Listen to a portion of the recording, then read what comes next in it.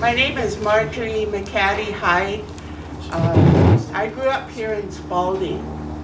I'm 74 years old. Spent my first 5 years down by our church here at Spalding. It was a wonderful place to be, and I treasure all the memories that I have from growing up in Spalding. I live in Lapwai now, but I left for, almost 34 years, pursued a career in social work, so I wanted to stay home, but my dad told me, he said, no, you better leave because you chose a profession where people will get mad at you no matter what you do. And I said, yeah, that's true. And so Dad said, they'll get mad at you, me, your mom, your sister, and everybody else in our family, even if you made the right decision. And he said, not that I want you to leave, but he said, you'd be better off. And that was the best advice I ever got. So, I'm happy that you're all here. Beth came up and asked me if I would feel comfortable in giving the welcome and the blessing. And I just became a brand new member of the Circle of Elders for our tribe. And that was a real shock for me because, as my son always tells me, he says, oh, Mom, you just don't want to accept the fact that you're old. And I said, no, I guess not, but I'm to the point and have been for several years now and I'm sorry to get emotional, but I'm realizing that whether I like it or not, I'm up there. There's not very many of our people left, our older people, especially the ones that we grew up with. My cousin Otis, I'm just grateful that he's here, Otis Half Moon. He's a real expert in our history of our tribe, from his knowledge and all his experience too with our elders. And so a lot of times when we talk about things and we laugh about things, because we want to exchange those stories so we can pass them on. I'm glad to be back in my church just down the hill. We're doing everything we can to revive it, but mostly we're trying to restore the structure because there's been a lot of damage done to it that was ignored over many, many years. So we're working hard, cleaning all the time. Our next big project, my son told me this morning, when it dries out in the basement, we're going to start taking out all the junk that was thrown down there. That's going to be a big job. So think of our church family down there in your prayers and your thoughts every day. And, everybody's welcome to come. We have church down there on the second and fourth Sunday of every month. Usually we start at 11. If we have our elder from Kami come down, or if we have a pastor that I got to know since I've been home, he usually comes in the afternoon. So we usually have service at 2, but we have it posted, and I'm going to be letting Vivian know when our schedule is, because she told me a lot of people come by and they want to know if the church is still open and if it's active church. And she said, well, I don't know. So I told her that I would keep her informed of when our services are down at our church. So again, thank you all for being here.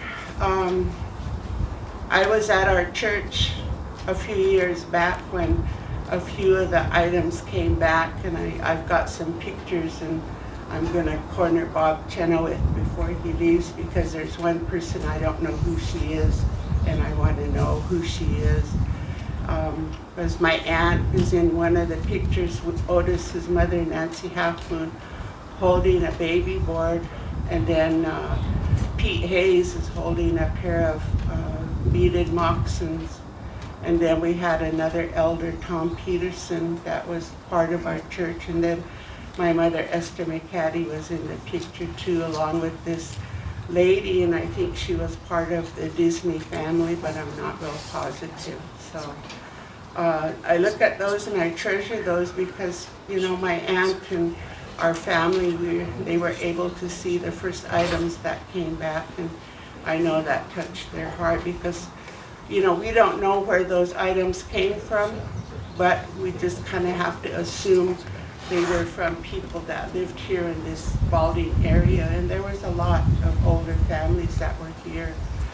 So we're just grateful, you know, that this has come around and is back now. So I'd like to offer a prayer, you know, for as we begin this. I thank Beth for asking me to come up here and do the welcome and to also say an opening prayer. It's just a privilege, and I'm just thankful to be here, and I'm just thankful and grateful that you're all here to hear about our history, because we all cherish it. So thank you again. Our dear Heavenly Father, we're just so thankful and grateful, Lord, for this beautiful day that you created for us. And Lord, as we get ready to hear about our ancestors and our items that have made their long trip back home, we just ask for your blessing on all of the people that are involved in securing this collection and being able to handle it and wondering who made it. Lord, we just thank you for the trip now that's complete, and we just look forward to what we get to hear this afternoon from these individuals that are quite knowledgeable about all of these things, Lord, and we just thank you for that. I thank you for all the people that came here today to listen to part of our culture and our heritage, and I just ask for many blessings on them and their families. If they've traveled a long way, I just ask that you would travel with them and give them a safe return home. Thank you, Lord, for all these wonderful blessings. All this I ask in your wonderful, precious name. Amen.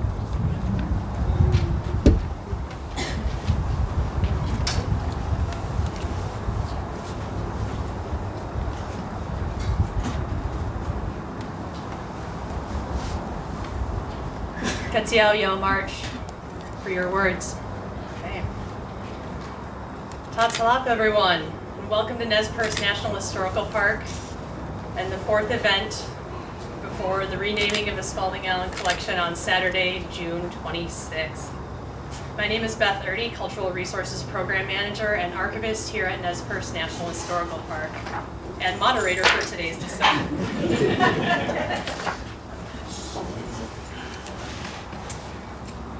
A few details before we get started. This afternoon starts with a panel discussion, followed by a brief 10-minute intermission, and then we'll go into Dr. Trevor Bond's talk on his newly released book, Coming Home to Nez Perce Country, the Nunipu campaign to repatriate their exploited heritage. After Trevor's talk, he'll be available here on the patio to sign books. Books are available for purchase here at the Visitor Center today. Please complete those purchases by 5 p.m. so that the Rangers can get going on taking care of closing up the shop. While you're here today, also please do check out the exhibits. The Spalding Allen collection is on display along with many other beautiful pieces, and please go and enjoy those pieces. And it's a hot day today. We've got water over here if you're feeling like you need that. So. Now on to the panel and introductions.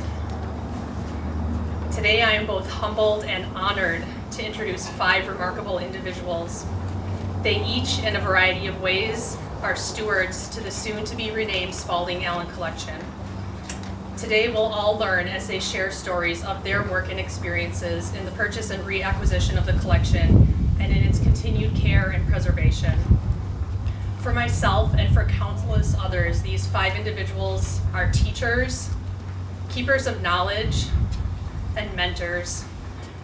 Can we just get a show of hands right now? How many here have learned from any of the individuals on the panel today? Yeah. Excellent.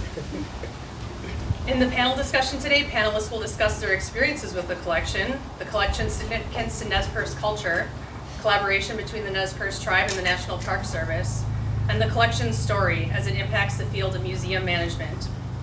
There's a lot of ground to cover today, and following the discussion, we'll reserve time for audience questions as well. So our first panelist of the day, Kevin Peters. Kevin graduated from the Institute of American Indian Arts and went on to serve as an interpretive ranger at Big Hole National Battlefield and Nez Perce National Historical Park from 1986 until his retirement in 2017. Kevin Peters. All right.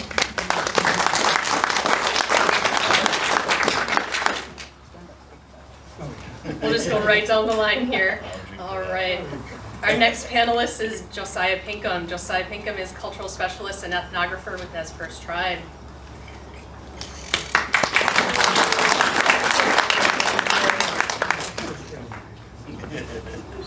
Our next panelist is Lynn Pinkham.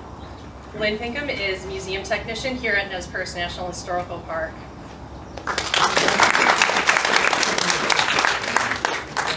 To Lynn's left is the esteemed Bob Chenoweth.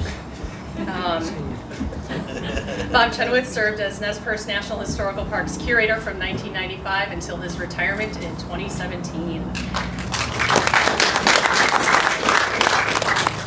He first became aware of the Spalding Allen collection in 1992 while working as curator at Grant Coors Ranch and Big Hole National Battlefield.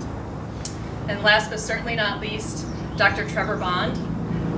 Dr. Trevor Bond is Associate Dean of Digital Initiatives and Special Collections at the Washington State University Libraries, as well as Director of the WSU Center for Arts and Humanities and Co-Director of the Center for Digital Scholarship and Curation.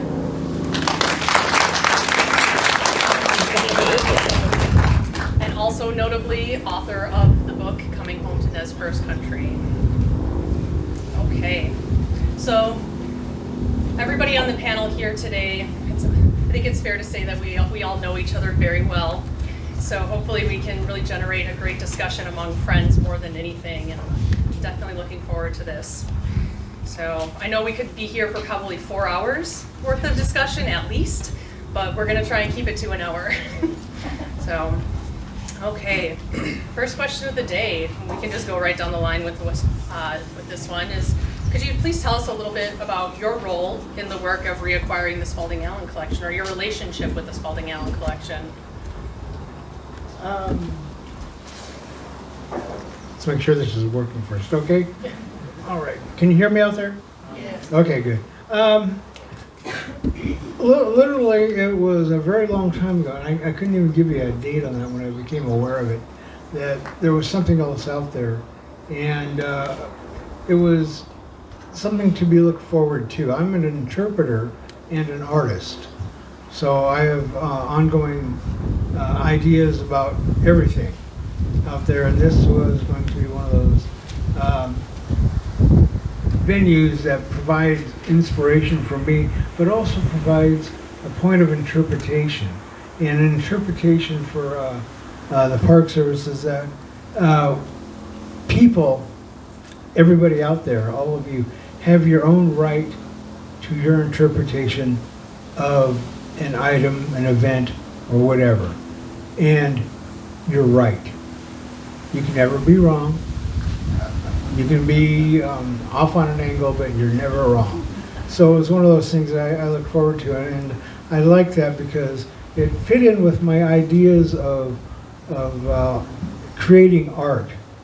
And that's what we acquired in reacquiring our collection, was that we acquired art. And it was going to be so, and still is so. And it was created even at one time when we really didn't have a term for art. But we do have ideas of beauty, and that's what we have here.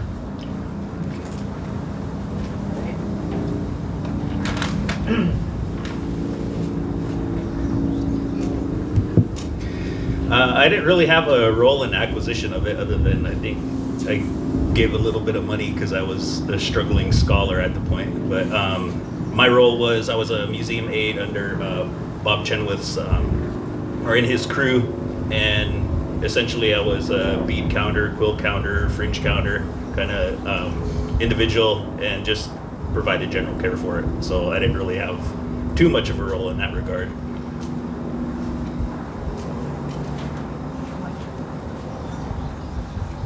Hello. I guess the first part of my role was when I was asked by the elders to come forward to help with the initial fundraising in, I can't remember exactly what month it was, but I was asked by my elders to do this, and they needed a young mother and a young girl to portray this image on a poster. And so I'm not one for pictures or even being recorded. For me, it's a very sacred area, and I feel it goes from one heart to another, so I usually don't acknowledge pictures or videos or cameras in any way. But I felt that this was a need for our people, and so I told my family I'd do it reluctantly because I don't like pictures. And so this picture was taken up at Moscow, and my sister had just completed the outfit my daughter was pictured in. That was the very first time she wore that outfit. My sister beaded that from head to toe for my daughter. So it's very dear to my heart to have this come back, all of these pieces. My daughter is no longer with us. She's on to the next world. But this is how those images of our pieces that we have in here, they hold very dearly to our hearts. They go back to our ancestors, to our land base, all of the things that are precious to our people. This is what we hold on to. And now those outfits that my daughter wore go to my granddaughters. They're carrying on her work. And this is what these items mean to us, that we're carrying on our ancestors' work. So with that, I was asked to do further work. As a weaver, they came to me in about 2002 because I do woven items, number of other types of work, but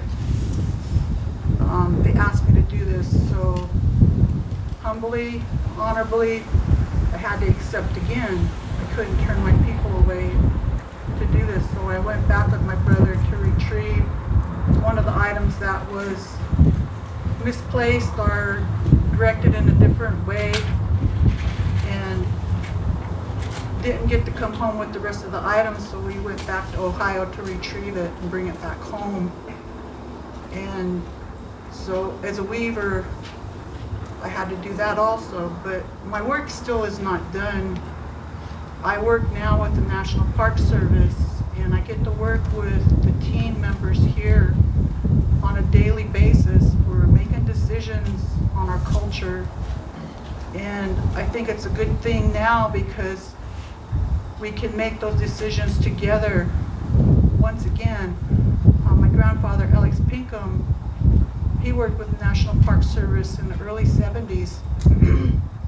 With this work, he took us to Seattle and different areas to educate the non-Indian on our culture.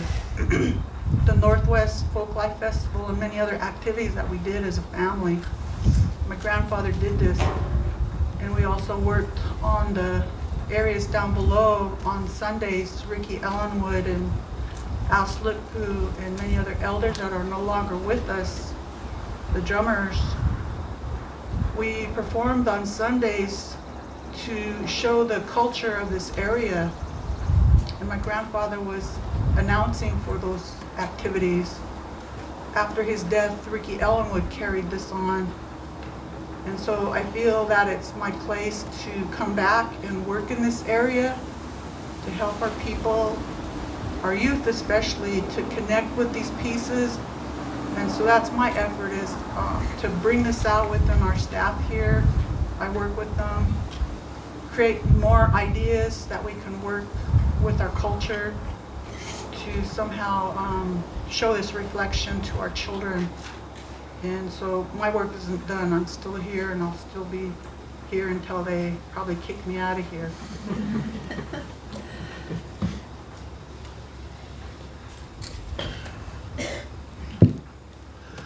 I guess Beth mentioned already that I came to Grant Coors Ranch in 1992.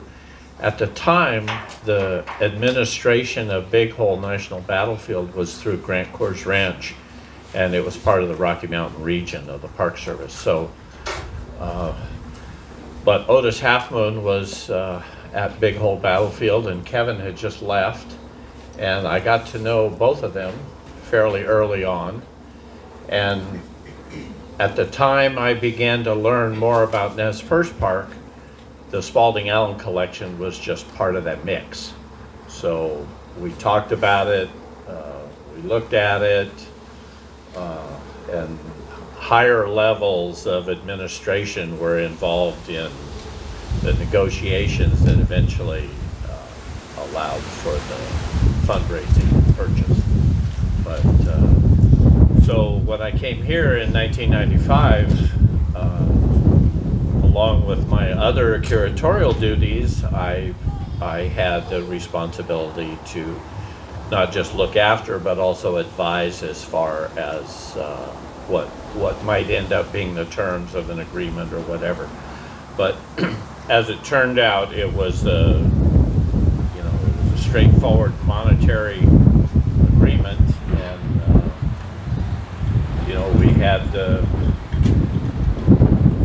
we had a lot to do in order to try to raise the money, but that's not the beginning of the story. That's later on.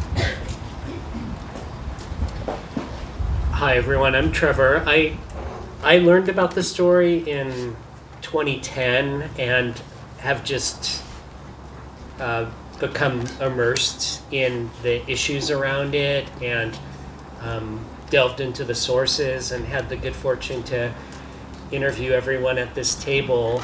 I think it's a powerful story. It's more than a story of one tribe in Idaho, Washington, and Oregon, but it's a story I think that many Indigenous, Native, and First Nation peoples around the world can learn from, can model their own efforts to bring their cultural heritage home that's held by private collectors. Many pieces held misidentified or not identified at all in storage rooms in museums and never displayed. So I think there's a real resonance to it, but I think it also highlights the problematic nature of international and national art auctions in Native American art, where these materials really do need to be with their communities and curated at home. So the book is just one start, I think. I've been lucky enough to work with Nikia Williamson, who's over there in the cool sunglasses, and Josiah Pinkham and their colleagues to help also bring Nimipu knowledge to the pieces online through the Plateau People's web portal. So the collection is available, and people that are interested can really see it anywhere. And one of the things that I've come to appreciate is that the more I study this collection and the background and the campaign, there's so much more to know, and there's just a deep reservoir of cultural knowledge around each of these pieces, their uses, their techniques, and bits of that are available online now through interview recordings and some short videos. All right, thank you everyone. So now that we've kind of gone down the line and got that all taken care of, we'll just go through a series of questions now, and please feel free to chime in where you see fit and contribute. So, all right. Big picture question. Could any of you speak to how the collection helps inform Nez Perce and Nimipu lifeways today?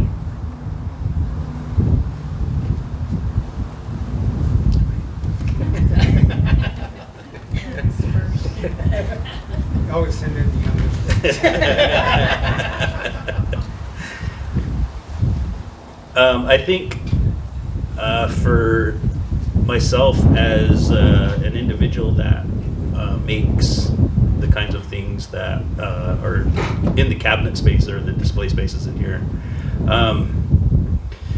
for me it informs a visual field that is recognizable as Nez Perce and the reason why that's important is because, for centuries that the Nez Perce people have been here by virtue of a relationship with the land and animals and, a lot of different things. And it's represented in the things that we make and the things that we wear. And when I was younger, I remember my old people talking about spiritual relationship first and foremost. And the reason why that's important is because when we were younger and we would participate in different ceremonial doings, we were expected to dress. And so, we would put on our moccasins, our leggings, our shirts, and, everything like that. And I remember asking my grandmother why we do that. And she said that it's important to look like your ancestors, to support that lineage. And so that's the spiritual relationship that we're talking about. When she expressed that, she was talking about those ancestors that are living, but also, and more importantly, those ones that are gone. And so when we dress, what we're doing is we're communing with those individuals that are gone, because that's the way that we think about them. If you're fortunate, you have a visual of that ancestor that's now gone, and they're in their finest, and they look like you do, again, if you're fortunate. And so what this collection does is it informs that field of what those individuals looked like. And so when we make things, we're imbuing them with spiritual power, and we're giving them to our younger kinfolk in hopes that that will continue. And so individuals like my sister, my brother here, Nikhil Williamson, we're all active in producing these kinds of things, and we're chasing this ideal that's represented by a combination of all of the Nez Perce things upon which we've laid our eyes. And so if we're to survive, that visual field is important, because when we dress, when we go into the longhouse, we're expected to look like those individuals that have gone on before, because we're following them. And that's the deep spiritual context of what mere material objects represent. And so that's what that stuff means to me. And I've always been captivated by that kind of thing. Ever since my mom and my older sister here put me to work on a sewing machine and doing beadwork and things like that. That's the stuff that they talked about. So, I just really want to impress upon you the idea of, asking for yourself, what does a Nez Perce look like? Because that's changing quickly. With Pan-Indianism, with modern lifestyle, modern materials, different colored beads, all of that's changing. And it's really important for us. We have the responsibility to carry that on. And so, one of my responsibilities is to ensure that whatever materials I use, that visual of what a Nez Perce looks like carries on into the future.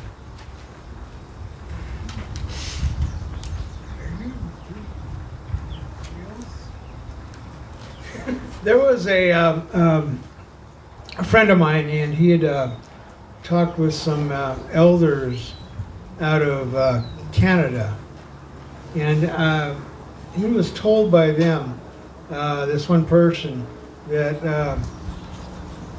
of us, he said, for his people, he says, you will know them by what they wear, talking about us. So there is an idea of a cohesion of a group, of how they appear to other people. And that was very important to us, even at a distance, so you could recognize friend from foe, that you had an appearance, and other people knew who you were and who you belonged to. Very important. And in Jay talking about the Pan-Indianism, some of that gets lost. And I see it in the different colors and stuff that people use, and quite beautiful, but they are not like the old style. And And I do like the old style. It does give you a point of reference for yourself and for your group.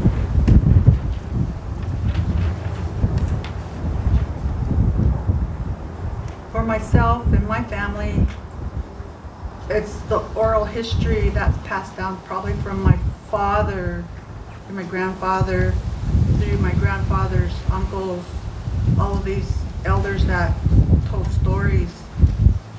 This is the process that we have in our families. And I was fortunate to come from a family that was rich with this cultural knowledge. I had the grandmothers that knew how to make the material culture. I had the oral history from my father's influence, my grandfather's influence. We heard these stories growing up as children under the watchful eyes of our grandparents. They gave these oral histories to us of which land base was here and why we have that story to go with it, and how the animals came to be through these land formations. And so everything's told in this exhibit through our animals. They were here first before we were placed on this earth. For me, I see the outside as you would see it, but for me, I go to the inside. I look at the details on the inside thoroughly and reconstruct that item with my mind. When I see things come at me, I see them in a vision, and it's like a story in beadwork or quill work or whatever it is for that individual. And I don't usually sell my work. I may sell my earrings and the smaller items, but the detailed items that I create for my family is given in ceremony in the longhouse, usually after a passing of one of our loved ones, in a name giving to honor a youth with a new name. There's all these different ceremonies that our people have, and for us to create those items and give them in ceremony is the most touching part to our hearts, because you're going to cherish that item till the day you die, and it's going to go to your children, and you'll give that oral history to them to give down to their children. And all I can reflect in this way is my grandmother once told me, she was standing in her apron, and she says, when I come to you, I won't be in these street clothes. I won't be in this apron. When I come to you, I will be in my dress, meaning her buckskin dress, her moccasins, and all of the details that she taught me growing up. And so when they do come to me, this is how I see my family in those dreams. They don't come to me in a street dress. They come to me in these cultural items that we see. This is how strong the teachings were from my grandparents down through my children. I teach them the same thing. And when we create things for my father lost a lot of items in the fire.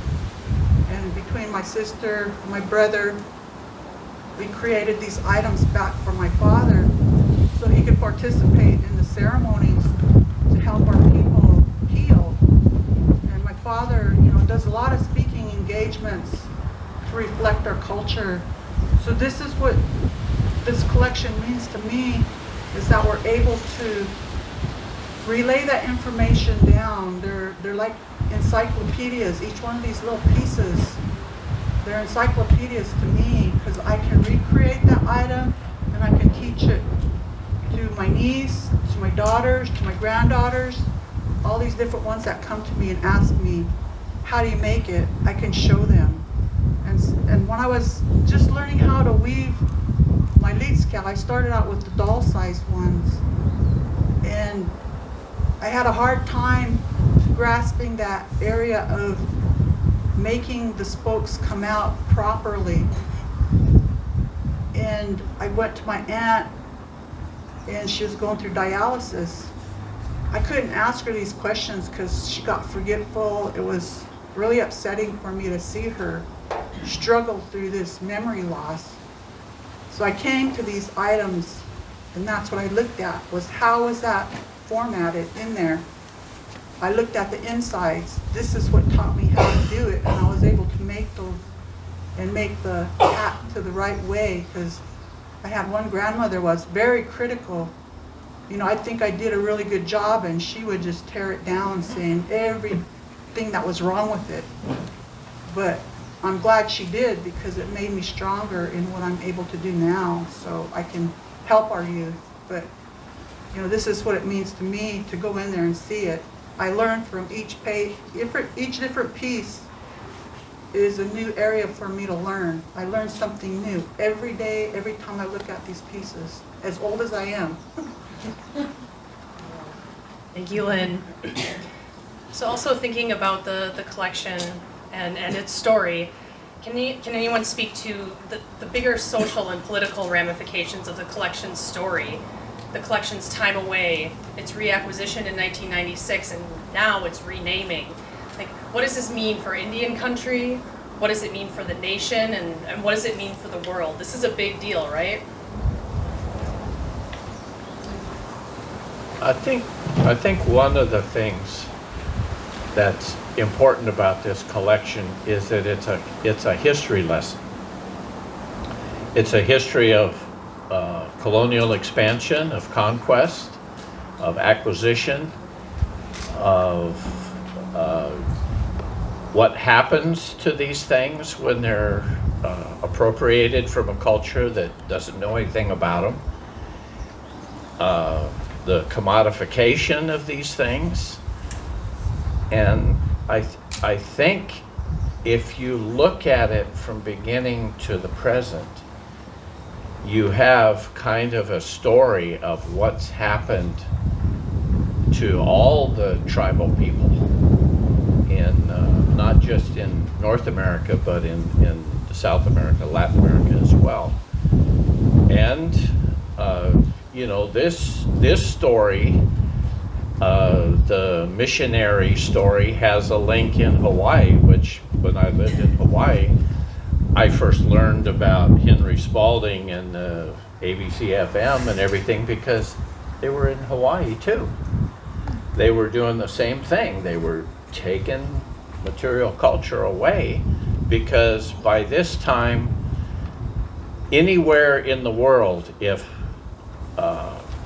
traders or people, colonialists were going someplace, they were bringing back the material culture of wherever they were. And in the big cities, in London and New York and Paris, these things became commodities in the marketplace.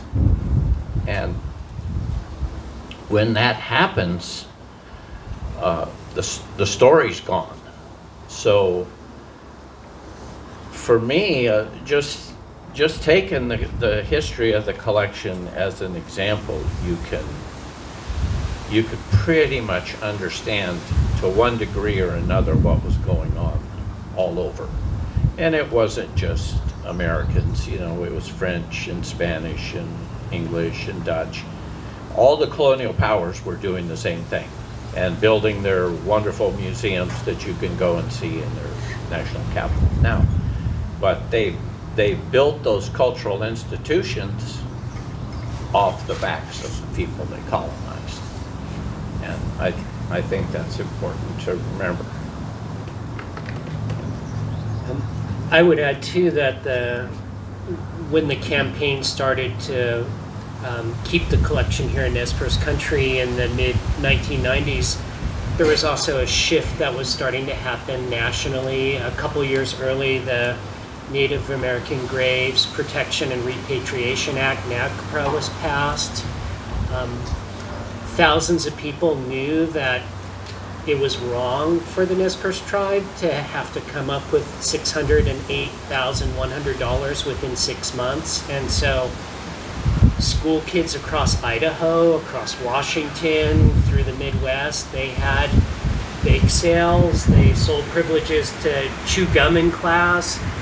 2,000 individual donors contributed to this campaign. So I think it was a start of this shift saying this collection belongs here. It doesn't belong in Ohio where there are no Nez Perce people to tell the story of the collection, to interpret it, to understand it, who make the things as Lynn and Josiah and others do out here. So I think it's powerful that way, but it doesn't mean that the international marketplace has gone away. I think a lot of these struggles that we saw in the United States in the 1990s, we still are reading about them in French auction houses that are putting up sacred materials for sale still. So I think there was a shift, but the struggle is far from over, I think, for communities to maintain these pieces and to have them home, and to either have them return permanently or at least be able to loan them and display them and have them available for the elders to see and for the practitioners to use as models. So thinking about that more broadly also, can anyone speak to what the collection, the reacquisition, and the renaming, what does that mean for the field of museum collections management and cultural resources management just broadly? Do you think that what's happening here right now, do you think that's going to spread, and why? One of the things that we need to know is that Native American idea of museums is actually a pretty new field of Native Americans running their own museums.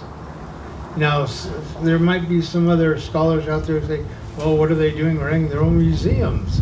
We're the ones who have the universities. Yes, but we have the knowledge. We have the items, or sometimes you don't have the items. We need to get them back. And it is there where you bring these things together that you get education. And education is a very broad idea. You get spiritual education, you get the idea of how to create the item, what it takes to create the item. There is the whole idea, literally, of these things that go from the big idea of birth to death of these items, and beyond and before. These items are not created in a vacuum. They are there. They're still providing us with information. Our elders are still teaching us from a couple hundred years ago and back, and even into the future.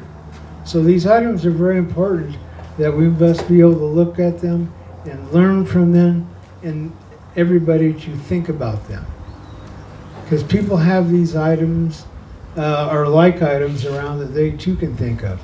It's not just us who have these items like this, but you guys have items that you can think about too. For the moment you might think, oh, well, that's not important to me, but you look back a ways and you're going, oh yeah, that was important to me and I need it now. And you'll realize, I wish I had it. Well, we were lucky enough to get our items back, and we have them now, and we can think about them now. And it's the reason why we're here today. So there you go. I think the renaming also points to a fundamental issue in archives. In the European American tradition of archival description, there are rules mandating that you name collections by their creators or by their collectors. And what we see in the case of the Spalding Allen collection is that we know that the items were made by Nez Perce people, but Spalding didn't include anybody's names in the letter that he sent along with the collection to his benefactor. If he had, then members of the tribe could have made a lineal case to have the items returned through existing law, but he silenced those names. And so I think it's totally appropriate that the name is changed to reflect the creators of these items, not the missionary who coerced these items to fund his own missionary enterprise, because he sent these things back to his friend not to preserve Nez Perce culture. He sent them back to his friend, so his friend would send him barrels with a hair sieve and farm tools and calico so that he could run his enterprise. So I think this is going to be a big and important issue in archives, because these rules have to change because they don't fit with what's morally correct, I think what's just.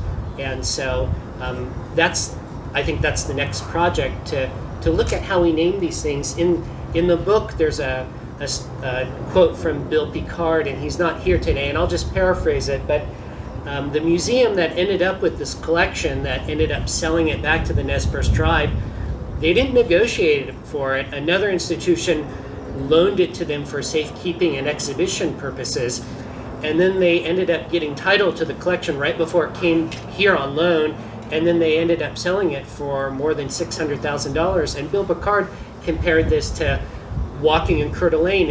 If he looked down and he found a wallet on the ground, he would look at who the wallet belongs to and try to get a hold of him and give the wallet back. And essentially what the Ohio Historical Society did is they found this wallet of material culture. They didn't own it.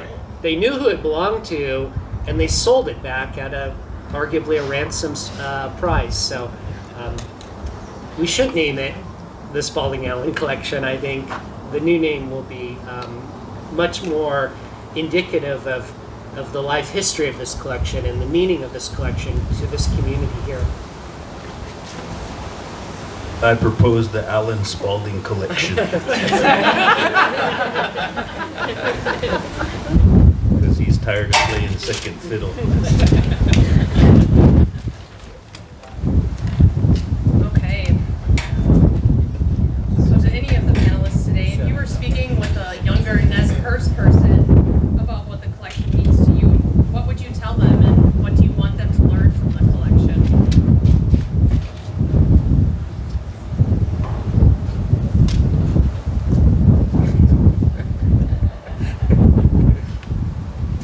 He's making me go first again.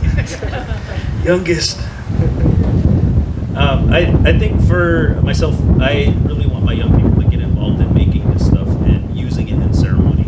I think that's what's, the primary purpose. And then, as I mentioned earlier, there's a spiritual relationship that's first and foremost, and it's important for my young people to be involved in cultural doings. And, that kind of comes up quite a bit in our work. I work with Nakia Williamson Cloud, and that's one thing that we really enjoy seeing is young people involved in the work. But it's one thing to urge a young person to get interested, but they're not going to get interested in anything that they're not exposed to. So in order for a young person to get interested, they have to be surrounded by individuals, adults, that feel that pull of responsibility to maintain that kind of thing. So, I'm very blessed in that I came from a family that, had those inclinations already in, and, it's pretty much, I really didn't have a choice. Because like I said, I was getting in the way when my mom was working, and pretty soon she just said, "Here, sit down, sew this for me." And so I got put to work, and same thing with beadwork and making moccasins and all that other stuff. So it's not like I had a choice, but now it's different. We're quickly modernizing, but at the same time our culture is heavily fractured, and bits and pieces of information lie in the hearts and minds of individuals and families. And when we come together in times like this and share, a little bit gets put back together, and that structure is, that cultural structure is I can't express how valuable that is. That there's a Nez Perce story to tell, in spite of reservation era, war, all the things that are going on. Nez Perces are still up here talking about their history, participating in it. We're agents of change up here. And I think it's really important for young people to get involved in that so that the story continues.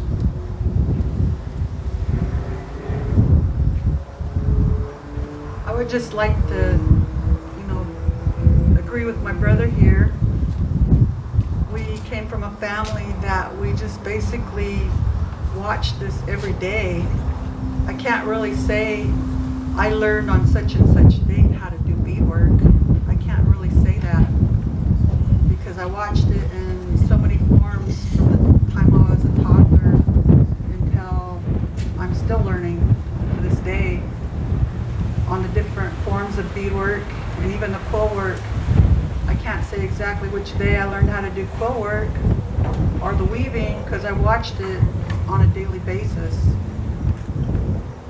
And most children don't have that connection these days because of the history, the trauma to our families, boarding schools, all these different things that affected our families. A lot of the families don't have what my family was blessed with. So I have to reach out to other children, youth. But all I can say is to learn from your elders. If you have elders in the family, make it a point to sit with them. They have to turn those devices off, the TVs, all these things that distract, and concentrate on those elders that have that knowledge and try to get programs to bring those elders out so that the other children can have a view of it, exposure to it, bringing them to our longhouse ceremonies so they know how beautiful those ceremonies are when they're taking place. There's elders here that I can say when my aunt passed away a few years back, some of the elders from here had never seen the full service of a longhouse ceremony when we took care of her. And it brought them to tears. They were sitting next to my mom and they came to tears and said, "This is a beautiful ceremony. How come I didn't come to it sooner?" But we have all these different things that divided our people, and it's time to get over that hurt, let that go, and let our children heal and learn the best way we can with what knowledge we have left. And you know, I say there's a handful, most of them are right here in this crowd that know how to create these items, whether it's the rawhide, the quill work, the hide work, beadwork, all these different parts of our culture, and put them back together so we can teach our kids. But when I give the classes, I don't charge people to learn. I see these other tribes charging amounts to learn how to weave and to do these things. I feel it's very wrong because my grandmother told me that we learn from one heart to another and we take it with us and we'll never forget it. I've never forgot anything that my grandmother's taught me. It's always there in my heart. So I'm totally against charging amounts of money, but I teach the children to sign their work. The adults that's going through college, sign your work, put your name on it and the year, because our elders didn't do that. They use these in their households, the woven bags and different items that we have. They use them in their everyday life. They're beauty, but they use them. The woven bags, I remember a time loading the corn husk bags up for my grandmother getting ready for a wedding trade. That was my duty, was to help load the station wagon. And I could see those corn husk bags more than I could count on one hand or both my hands. And they were full with roots, totally full. And I thought, you know, I would see this forever, but no, it's gone. I'll never see that again, not in my lifetime. But that's the importance of teaching our children.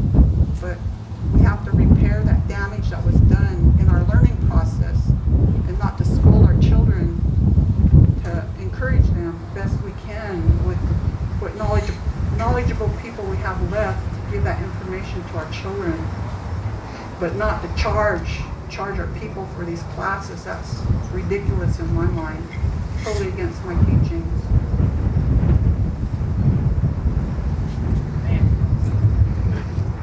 Well, as we get towards the end of our allotted time here, do any of you have any remarks that you'd like to add yet? And then we'll go into questions from the audience. I have one thing here, and we're in the, when I say we, I mean everybody here, we're in the middle of one of those moments to interpret or teach or learn or experience. And I get it from a student who came up from Lewis Clark State College out here one day, and he was a across the ocean student. He was Japanese from Tokyo, Japan. And he came out here, and I'd been talking about my flutes and playing my flute. And I'm not a great flute player or anything, but I talked to him about that, and he came out back here where we are right now, and he came over on the grass right behind you over here and sat and looked at that hillside over there. And I came up to him and I asked him, well, you know, what are you looking at? And he says, dirt. I have never seen so much dirt in my life. This kid grew up in a city. He was amazed by that hillside. He was just amazed by it. And he asked me, would you play your flute for me a little bit? I want to look at that hill. So within our landscape, there was something that was important to somebody else. It doesn't look like much, but to him it said a lot. And it was the earth. And there is a coyote story over there on top of that hill. And I don't know quite the total of that coyote story because my uncle can't remember the end of it. So it's one of those things, pay attention when you're being taught something and take the moment, because sometimes you're right in the middle of it, and experience it, know it. Feel the wind, the sun, it's all there. It's all around us at all times. I think I'd like to add just a little something about something that is a common value for Nez Perce's, and I think probably a lot of indigenous nations are like this, but we have a story that's it's not far from our family ranch upriver here, and it talks about groundhog peeling her roots, and she keeps throwing the peelings over her shoulder, and Coyote warns her, you know, don't let that go on too long. You got to take those roots back to the place where they came from. Yeah, you know, she just keeps on peeling, and Coyote comes and warns her again, and this time the pile's even bigger, and she says, yeah, I'll get to it. But that last time, Coyote comes and he claps his paws together and he turned it into a mountain that's up the river. And the reason why that story is important is because what it does is it fosters respect for origin. And a lot of the things that the Nez Perce people produce, they move. You know, they go out, they're made for visitors, sometimes they're sold. And, you know, however Spalding acquired these things, I think that there's a spectrum of different ways in which they came into his possession. He may have manipulated some of them out of the possession of Nez Perce families. He may have bought them. I think that there were ardent followers of Presbyterianism that actually gave things from their family to this individual, because that's the way that Nez Perce people were and still are and will continue to be. We're very generous. And so it's important to think about in the lives of these kinds of objects that they are, you know, imbued with movement. They go out, but those things that come back, I think the value in having those types of things here is that this is where the context is. There's deep, rich context here that can't be found in Ohio. You know, you can have a string of interpreters that have read every book on Nez Perce culture, Nez Perce history, that can talk about these things. Well, yeah, it's good. And it does foster interest from, you know, young minds or interested minds in those areas, but the deep context is here. And the other thing is that it's unfortunate that when these things do go out and they don't come back and they spend, you know, their life, you know, hanging on the mantle of, you know, some billionaire, you know, that's something. but yet there are young people here that are counting on that fragment coming back. And this is a very important fragment right here. Because now I can bring, I brought my young people in and told them, the story about this collection, and talked about how that lends to the cultural context which they're, living to inherit, that they're going to be responsible for. And so that's why it's important for these things to come back, because, we just want to continue doing what we've always done. We don't want to take over the world. We just want to be here and alive. So, just in closing, thank you everyone for being here. We really appreciate it.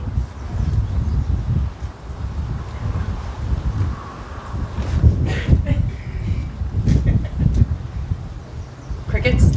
Okay. All right, let's open it up for questions.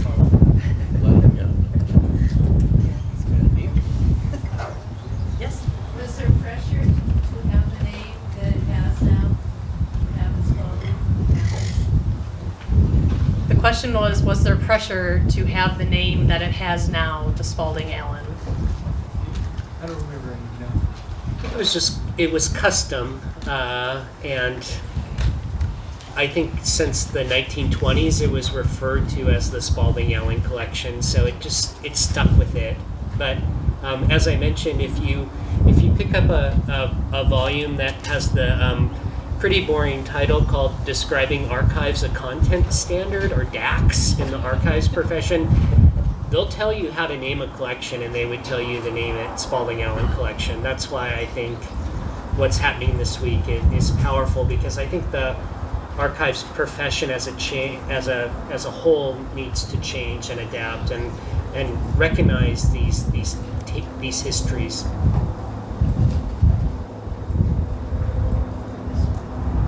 Yes? Mr. Bond again, you mentioned in talking about your book that it can be compared with many other cultures and how it would be important to other cultures. Can you elaborate on that a little bit? Sure. I think I'll read some bits of the book, but I think that what happened here in the mid-90s, especially in 95 and early 96, around this campaign to raise the funds to buy this collection back, there were so many eloquent statements by people like Ricky Half Moon and Alan Sitku Sr. and Nikia is quoted often during the period, and Chairman Penny. I think these statements about the significance, the spiritual significance of these collections, the ties between this place, the ancestors, I think these arguments are ones that resonate for many Native communities that want to have shirts come back from distant museums, if not permanently, for longer term loans, so that community members can come in and study them. And I think this work is happening all the time. In the book, there are some short sections where the Hopi and other tribal nations made similar arguments to bring back material culture, spiritual items to their communities. So these dynamics are very much in place right now. There are auctions regularly of material that is perhaps not quite as old and fine as the objects in here, but to their communities, they're just as priceless. So I think that there needs to be a further reckoning about the sales around these types of items.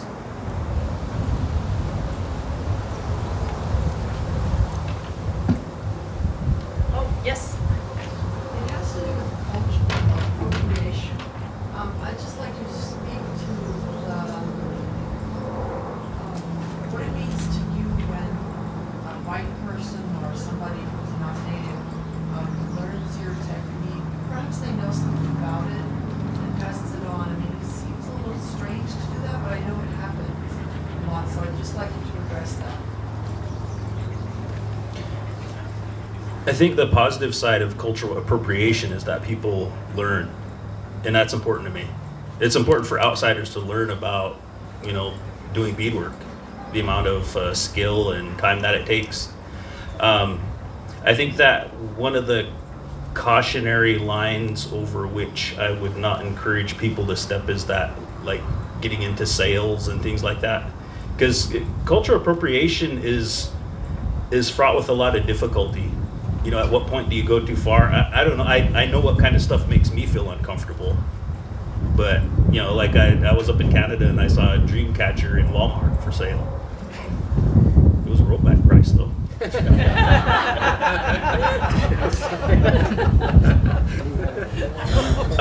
You know, each situation is nuanced, and it's really difficult because, you know, I see stuff on YouTube and on the internet, and, you know, people, that's one of the first things that people cry out about is appropriation. But I have to look at each circumstance individually. That's just my opinion, because I don't think that if a young person, you know, somebody that's in the 4th grade dresses up in, you know, a buckskin dress that they bought at Walmart and goes in and, you know, does Thanksgiving, I don't think that they should be shamed for that. I think that they should be taught. But, you know, there are other extenuating circumstances where people dress up and make a mockery of it. That's a little too far, you know. So you have to look at each one differently. I actually created an item one time and added a little special touch to it. And I was showing it to a gallery down south, right outside the Grand Canyon. And a couple years later, I came back down through there and went to their store that was next to it, and realized that my item, maybe not the decorations, but the item itself, the outline and everything, and the attachment that I had put on it, were up for sale. And it was kind of amazing. I was going, oh my gosh, there's only one item like this in the world. I have it, and this place now has a model of it, and they're selling it. So that was my idea of being directly taken and sold. And I didn't get anything out of it, other than the fact that it surprised the heck out of me. There's a large Native American museum at Smithsonian. Is there any necessary items there? And if there are, can we get back? The question was regarding the National Museum of the American Indian in Washington, D.C., and if there are Nez Perce items there, and if it's possible to get those items back. I was back there with Bob here a few years ago, and there are items back there, and there's some very beautiful items. Actually, one of our relatives has a pair of moccasins back there that are just unbelievably beautiful. And if we don't get them back, I'd like to at least have them borrowed to put out for people to look at here and for us to learn from. It was just amazing when I saw them. It's actually, I think they actually showed up in a magazine also on museums. One of the neat things when we went back to the National Museum of the American Indian back there, I remember walking in the door the first day we got there, and the museum staff actually was their protectors, the people who met us at the door. I walked in and they said something to me that made me feel real good about the whole place, and that was, they said, "Welcome home." And I'm still touched by that. So what I felt like, in the end, I looked at it, I'm going, our material goods are being taken well taken care of here. It's okay. I think the better place to start with that inquiry is it Nez Perce and do we want it back?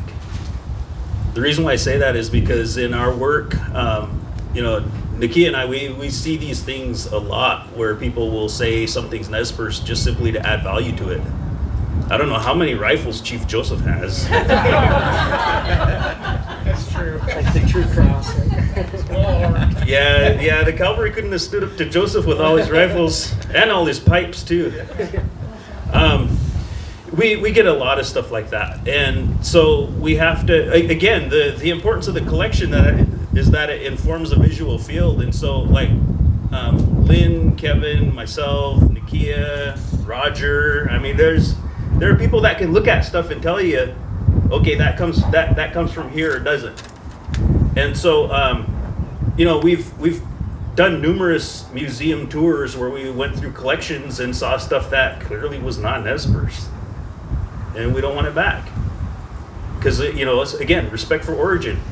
It might not come from Nez Perce, but find out where it comes from and give it back if you can, just simply because of that respect for origin and context. So I think that's one place to start. But the other thing is that the Smithsonian has its own legislation to govern that. It's not along the same lines, because my father was on the board for the National Museum, and that was one of the things that they strove to implement, was that it's a little bit different there. I'd like to just add one thing, is that the Smithsonian, the Library of Congress, they've been active partners in doing different types of return work. Many audio recordings, many photographs, documents are scanned, and we've worked at our Center for Digital Scholarship and Curation, and a couple of my colleagues, Lotus and Annie, are over there, have been involved in this work, along with Josiah and Nikki and others, of sharing these materials, getting these materials back. On one trip we took to the Smithsonian several years ago, Nikia identified a pipe that was governed under NAGPRA. It was a pipe that was dug up out of old Joseph's gravesite, and that was repatriated back to the tribe.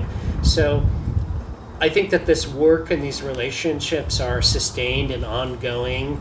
And I think that the federal partners, particularly the Smithsonian's National Museum of the American Indian, are partners in sponsoring contemporary artists to come and work with collections and doing pretty amazing outreach work. So I think the issue is complicated. I think it's not just send everything back.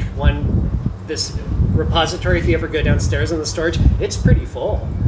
So I think that there's a lot of middle ground ways to share materials, share knowledge, return resources back to the communities. And the Smithsonian, Library of Congress, the American Philosophical Society, many institutes have shifted their focus in their outreach and their relationships with tribal communities.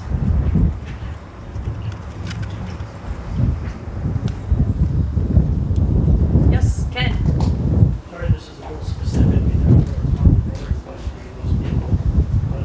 Paul Oscar made an appraisal in exactly 86. Was he doing that on behalf of Ohio and Park Service and the tribe? Yeah, it was, those appraisals were part of the loan agreement from Ohio Historical Society to the tribe, that every 5 years there would be a new appraisal. And one of the things that happened is that when somebody in Ohio who didn't understand or know the collection first did the appraisal, it was $52,000 or something. And when Paul did his first one, it bumped up to $100,000 and then more and more. And Paul actually refused in 1995 to do a fresh appraisal because he knew it'd be much higher than the $608,000. So that was why he got involved, because it was part of that loan agreement from Ohio. Yeah, we hired him, basically every 5 years to do an appraisal, because that was part of the loan agreement. Yes. Yeah, do we have any idea how Spalding actually acquired these individual pieces? Did he buy them? Did he trade for them? Or did he just take them? We don't know.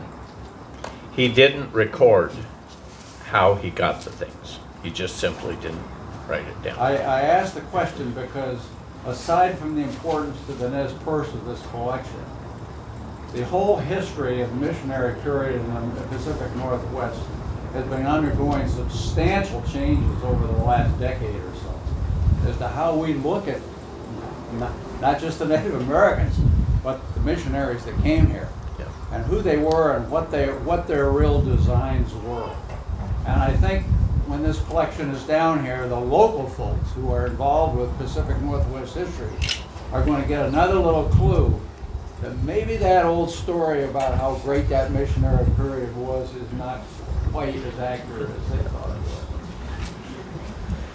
was. There's a chapter on this topic. There's many arguments around it. I think the esteemed historian Alvin Josephy said in a newspaper that I quoted that Spalding was a parsimonious man. It's hard to believe that he paid for these things, and there are many accounts and arguments. And he describes too trading with Nimi people in the letter that he sent, saying that if somebody knew that he wanted to get something, the price became a lot higher. So, this was I think he used many means, but he didn't record exactly how he got these things. But he was very clear to his friend that he sent them to what he wanted. He didn't want cash sent back. He wanted goods, because as Bob related in the oral history that we did together, in the 1830s, 1840s, this wasn't a cash economy. You didn't have places to go spend money. Wealth was by horses, things, goods, and you traded goods for services. And Spalding really wanted shirts to pay for labor at his mission, for farm work, for moving logs around, that sort of thing. Dressing people up to look like white people. That's right. Yeah. He didn't want Indian people wearing their traditional clothes. He wanted them to wear white people's clothes. So he had to get those things. He didn't have them here. He didn't have money, so there was, and that was very typical from what I understand. I know the same thing went on in Hawaii. That when they got there, they realized that Hawaiians didn't care anything about their silver dollars. It was things that mattered. So they had to start. Well, that's why they ended up with the what they called the mission ship. Every year from Boston, a ship would go around the Horn. It would stop in Hawaii, and it would come to Fort Vancouver to service all the ABCFM missions here, and then back around. And that's how the collection went. The collection went to Hawaii and then around the Horn and back to the East Coast and probably on the Erie Canal, to get to Dudley Allen's house. All right, let's have one last question from Lee, and then we'll move on with the rest of the afternoon.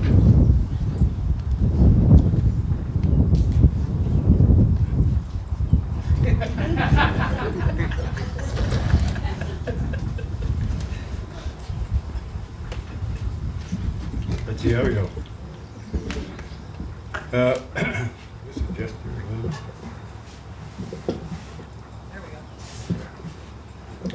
Making adjustments, that's the story of life, huh? First of all, I just want to say thank you for everybody that showed up today, especially the people that grew up around here. And I'm talking about one of my brothers there, Mr. Pinkham, who's the father of some of these people over here. And I appreciate the gathering. I appreciate the Park Service for organizing, coordinating the whole thing. Appreciate everything that this panel has said, because it really rings home. Inum Titokan Winig Pinaku Tilupt. I'm just telling you what my Indian name is. And I grew up down there by the church, around the community. So I'm an old timer, and those hills do look pretty good. But the main reason I came up here is because some of the things that the panel has mentioned and the value that we hold to the things that we use, that we wear, that we exhibit. I have 2 rifles that my grandfather gave me, and he told me these aren't for sale. Says you keep these, and they are parts of, they are, would say, like souvenirs of the 1877 war, or wars, I should say, from Malawi all the way to the Canadian border. And I talked to Josiah and Ikea that I want the tribe to have them and to possibly work out an agreement with the park to have them here for display. Once I'm gone, you know, nobody can say anything about them or tell a story. So I think it's valuable. And I'm sure they are from our tribe because my grandfather was Nez Perce. My grandmother, the one that was living and that helped raise me, was Yakima. Another thing that I want to point out is that I have a buckskin shirt, and I still use it today. A gentleman that's coming around from who knows where, New York, Philadelphia, wherever. He came, somehow he saw the shirt and he came to me and he wanted to buy it. He offered me $50,000. I said, that sounds pretty good. He said, yeah, you could buy a new truck, do all kinds of things. But if I would have bought that, if I would have sold it and bought a truck and all, it'd probably all be gone by now. It'd be thinking of nothing but insurance, etc. But anyway, the same thing that applied to the rifles also applied to the shirt. I told this gentleman that this shirt was given to me not for sale, but to use, to wear, or whatever. So I just wanted to point out some of the things that we as Nimipu, Nez Perce people, what we value. And as one of the relatives said, we'll probably, in a sense, be poor because of all our lives, because we give away everything. We're very friendly. You come to our house, we'll give you something to eat, to drink. Might even let you stay overnight. But anyway, that's the way we were raised. And I just wanted to point out some of these things that I think are important for everyone to understand and see who we are as Nimipu, Nez Perce. Thank you very much. Achiaga.